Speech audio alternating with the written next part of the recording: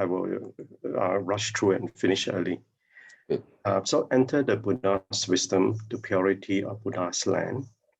So the initial verse, with a understanding of wondrous Dharma, we stand on the ground of joy.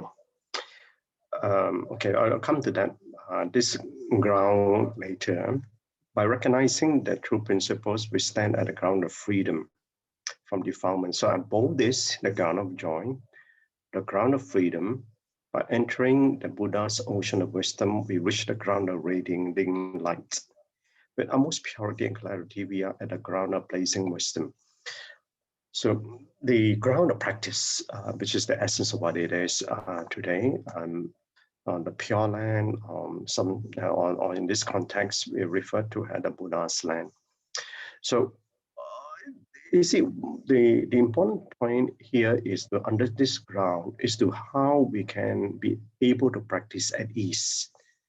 And if you notice that also relates to the grounds of bodhisattvahood, okay, and so the different levels of grounds, including one with the radiant ground. I can't remember one, the ground number 3 or number 4. So these are the grounds of practice that is important for us to understand. So the difference between those who go among people and those who do feeling physically tired is the hearts are joyful. So, and this relates to here, the ground of being joyful, and therefore one shouldn't be afflicted by what we face. And that's the reason why for us, it's very important for us as we're in practice, that whatever life keep coming to come to us, how can we see the learnings behind that? And therefore, whatever difficulties that we may face, they're all teachings. So if we take the Dharma teachings by Master to heart and we find great joy in learning the Dharma, in a similar way that when we face our life, whatever may come to us, that should also be the ground of joy or practice. So by recognizing the true principles, we can truly eradicate our afflictions and gaining wisdom. So naturally, we'll stand on the ground of freedom from defilement. So now we have our own reflections, and we are going through this exercise with the sisters about how do we deal, how to eradicate our afflictions. So therefore, when we face all the circumstances and the conditions that we have to deal with, we will then be able to practice with this understanding of the teaching. And with that understanding, inner understanding, growing consciousness, that will give you the inner joy. And therefore, that is the one that will get you into the freedom from defilement. So by entering the Buddha's ocean of wisdom, we reach the ground of radiating light. We will gradually realize the principles of Buddha Dharma, free from darkness in our minds.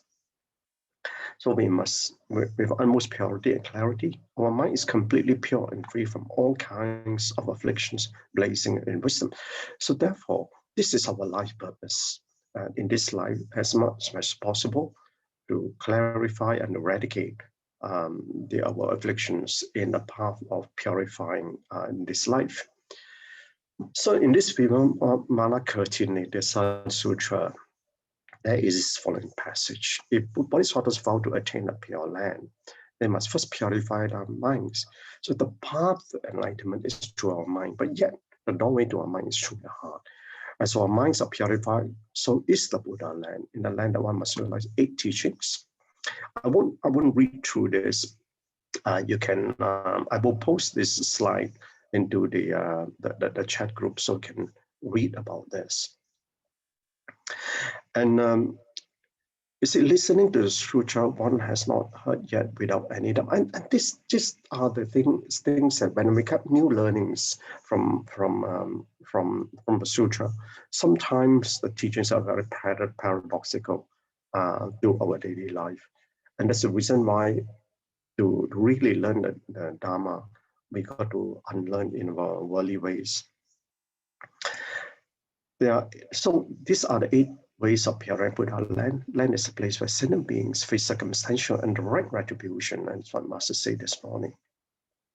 And this is the land that we are in. This is the land that we are born in this world. to purify our past is created by sentient beings from our past great causes, collective good karma that we want to do in this lifetime. So when our hearts are pure, they collectively create good and blessed karma.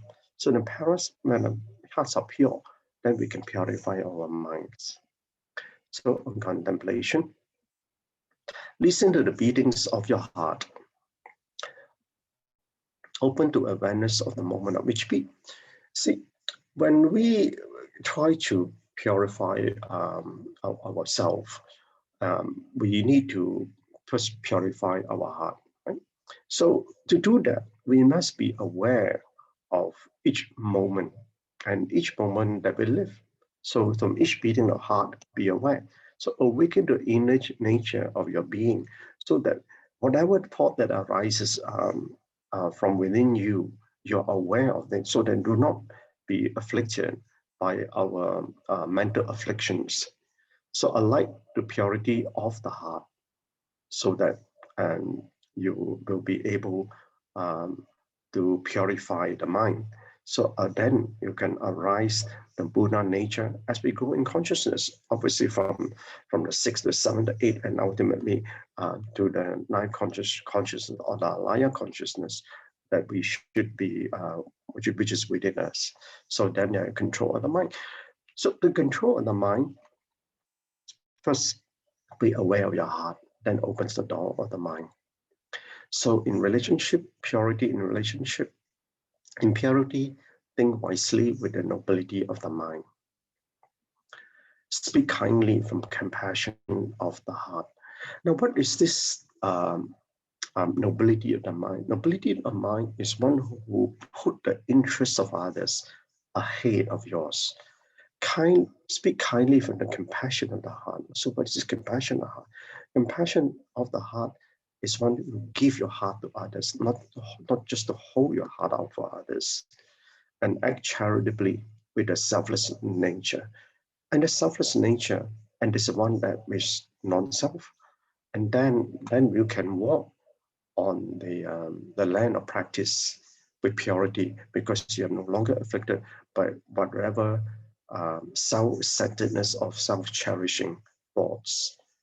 Okay, God and brothers and sisters, thank you. Yeah, thank you so much, BrotherChin. Do we have time for Sister Kaping to share? What time do you all need to leave?